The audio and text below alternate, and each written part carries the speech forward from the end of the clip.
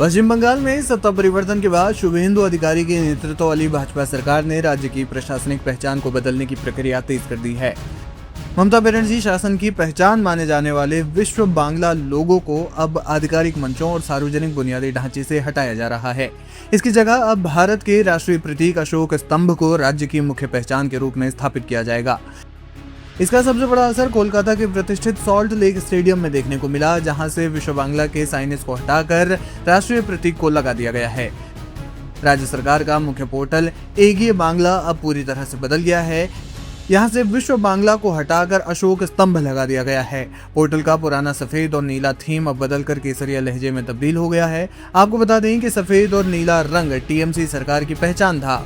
Portal पर अब सफेद बैकग्राउंड के साथ अशोक स्तंभ और मुख्यमंत्री शुभेंदु अधिकारी की तस्वीर दिखाई देती है। पर्यटन, उद्योग और कृषि जैसे विभागों के आइकन भी केसरिया ग्राफिक्स के साथ फिर से डिजाइन किए गए हैं। प्रतीक चिन्ह पर हुआ था विवाद। विश्व बांग्ला ब्रांड की शुरुआत 16 सितंबर 2013 को हुई थी। इसे बंगाल की सांस्कृतिक पहचान, हस्तशिल्प और पर्यटन के प्रतीक के रूप में पेश किया गया था। बंगाली अक्षर ब के इर्द गिर्द डिजाइन किया गया ये लोगो पिछले 13 वर्षों से राज्य की हर छोटी बड़ी सरकारी योजना, वेबसाइट और इमारतों पर छाया हुआ था। पूर्व भाजपा विधायक मुकुल रॉय ने आरोप लगाया था कि ये लोगो निजी स्वामित्व वाला है। ममता बनर्जी ने विधानसभा में स्पष्ट किया था कि उन्होंने व्यक्तिगत रूप से ये लोगो बनाया है और राज्य सरकार को बिना किसी रॉयल्टी के इसके इस्तेमाल की अनुमति दी है। भाजपा नेताओं ने इस फैसले का बचाव करते हुए तर्क दिया है कि किसी व्यक्ति विशेष द्वारा बनाया गया लोगो किसी राज्य सरकार की प्राथमिक पहचान नहीं होनी चाहिए। पार्टी का कहना है कि आधिकारिक सरकारी कामकाज के लिए अशोक स्तंभ ही सबसे सर्वोच्च और उपयुक्त प्रतीक है। शुभेंदु अधिकारी सरकार के शपथ ग्रहण के तुरंत बाद ही सरकारी प्रणालियों से इस लोगो का गायब होना शुरू हो गया था। ये बदलाव केवल प्रतीकात्मक नहीं है, बल्कि बंगाल की प्रशासनिक और राजनीतिक ब्रांडिंग में एक बड़े वैचारिक बदलाव का संकेत है।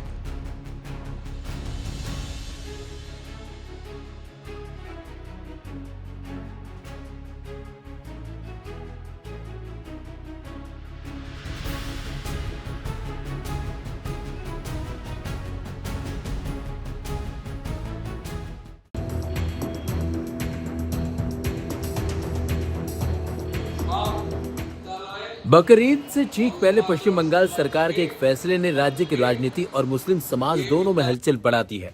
राज्य सरकार ने जानवरों की कुर्बानी और जिवाह को लेकर सख्त नियम कानून लागू करने के आदेश जारी कर दिए हैं। सरकार की ओर से जारी किए गए नोटिफिकेशन में साफ साफ कहा गया है कि West Bengal animal slaughter control act 1950 का अब कड़ाई से पालन कराया जाएगा। ऐसे में सवाल उठने लगे कि क्या इस बार बकरीद पर खुलेआम होने वाली कुर्बानी पर रोक लगेगी? क्या मुसलमानों को कुर्बानी के दौरान ज्यादा जांच, मुकदमे और जुर्माने का सामना करना पड़ सकता है? इन आशंकाओं के बीच राज्य का सियासी माहौल भी गर्म होता दिखाई दे रहा है। दरअसल पश्चिम बंगाल सरकार ने नया नोटिफिकेशन जारी करते हुए सभी कानूनी बूचड़खानों और संबंधित अधिकारियों को सख्ती से नियम लागू करने के निर्देश दिए हैं। सरकार ने साफ साफ कहा है कि आदेश 6 अगस्त 2018 को कलकत्ता हाईकोर्ट के फैसले और 8 जून 2022 के सरकारी निर्देशों के आधार पर जारी किया गया है। नोटिफिकेशन में कुल 8 अहम बिंदुओं का जिक्र किया गया है, जिनका पालन हर हाल में करना होगा। चलिए अब आपको बताते हैं कि आखिरकार वो 8 अहम बिंदु हैं कौन से। पहला, कोई भी शख्स किसी भी जानवर को तब तक नहीं मारेगा जब तक उसने संबंधित जानवर के काटने के लिए सरकारी अफसर से फिटनेस सर्टिफिकेट ना ले लिया हो। दूसरा, किसी म्युनिसिपैलिटी के चेयरमैन या पंचायत समिति के चेयरमैन और सरकारी वेटनरी ऑफिसर मिलकर किसी भी जानवर के वध के लिए फिटनेस सर्टिफिकेट जारी कर सकते हैं। अगर वे लिखकर देते हैं कि जानवर मेहनत वाले काम या ब्रीडिंग के लायक अब नहीं रह गया, उसकी उम्र 14 साल से ज्यादा की है या उम्र, चोट, विकलांगता या किसी बीमारी की वजह से हमेशा के लिए बेकार हो गया है, तो वह वध के लिए सही हो सकता है। तीसरा, ऐसा सर्टिफिकेट देने से मना करने पर पीड़ित व्यक्ति मना करने की सूचना मिलने के 15 दिनों के अंदर राज्य सरकार को अपील कर सकता है।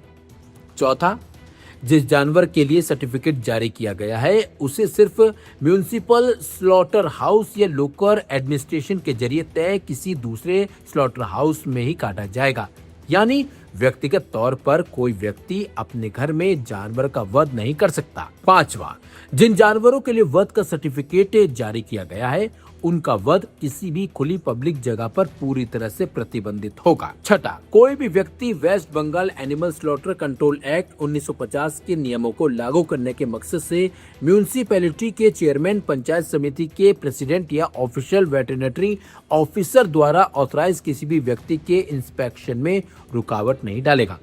सातवां, ऊपर दिए गए किसी भी कानूनी नियम का उल्लंघन करने पर संबंधित व्यक्ति को 6 महीने तक की जेल या 1000 रुपए तक का जुर्माना या दोनों हो सकते हैं। 1950 एक्ट के तहत सभी अपराधों को गंभीर माना जाएगा। आठवां और आखिरी, इस बारे में माननीय सुप्रीम कोर्ट और माननीय कलकत्ता हाई कोर्ट के संबंधित फैसले सरकार की ऑफिशियल वेबसाइट पर उपलब्ध हैं। बकरीद से पहले आए इन आदेश ने अब राजनीतिक बहस भी छेड़ दी है। विपक्षी दल इससे लेकर सरकार को घेरने की तैयारी में है, जबकि सरकार इसे कानून व्यवस्था और प्रशासनिक सुधार का हिस्सा बता रही है। आने वाले दिनों में यह मुद्दा पश्चिम बंगाल की राजनीति में बड़ा विवाद भी बन सकता है। हम लोग चाहते हैं गवर्नमेंट के तरफ से, हम लोग गवर्नमेंट के तरफ से चाहते हैं जो ईद का माहौल हो, अच्छा हो, जो कुर्बानी सही में होना चाहिए, वो मेरा फर्ज है कुर्बानी देने के लिए। इसीलिए हम लोग चाहते हैं हर साल जिस तरीका में कुर्बानी होता है, हम लोग चाहते हैं इस साल में वही होगा एवं होना चाहिए। यही मेरा गवर्नमेंट के पास मेरा रिक्वेस्ट है।